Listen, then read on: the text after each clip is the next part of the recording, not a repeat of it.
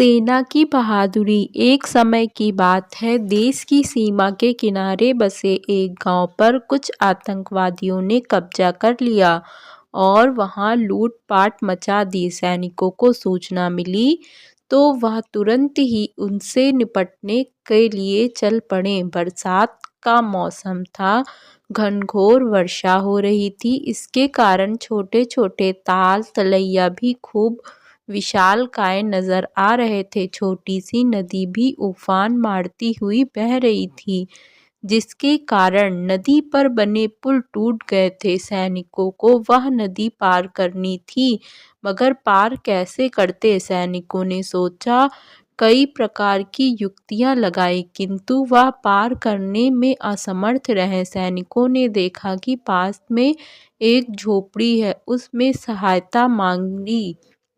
सैनिक उस झोपड़ी में गए।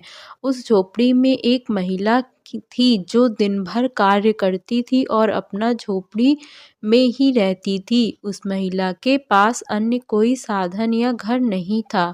सैनिकों ने जब बात बताई कि आतंकवादी गांव पर कब्जा कर चुके हैं और हमें फौरन वहां पहुंचना है, इसके लिए यह नदी पार करने के लिए कुछ लकड़ियां की हमें आवश्यकता होगी, जिसके कारण हम नदी को पार कर पाएंगे। महिला ने पहले कुछ सोचा, फिर कहा कि मेरी झोपड़ी में दोबारा बना लूंगी। आपको जितनी भी लकड़ी मेरी झोपड़ी से चाहिए, निकाल लीजिए। महिला की इस भक्ति से सैनिक गदगदा हो गया और यथाशीघ्र ही नदी पर एक पुल का निर्माण किया गया, जिससे सभी सैनिक नदी के पार उतर गए।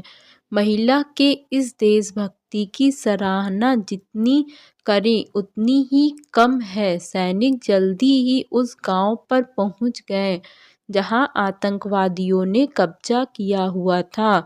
सैनिकों ने काफी देर मशक्कत के बाद आतंकवादियों को मार गिरवाया और कुछ भाग गए, जिसमें अपने देश में आए हुए संकट को उन्होंने बहादुरी से टाल दिया और दुश्मनों को सबक सिखाया। अगर आपको कहानी अच्छी लगी हो तो चैनल को सब्सक्राइब करें। जय हिंद, जय भारत।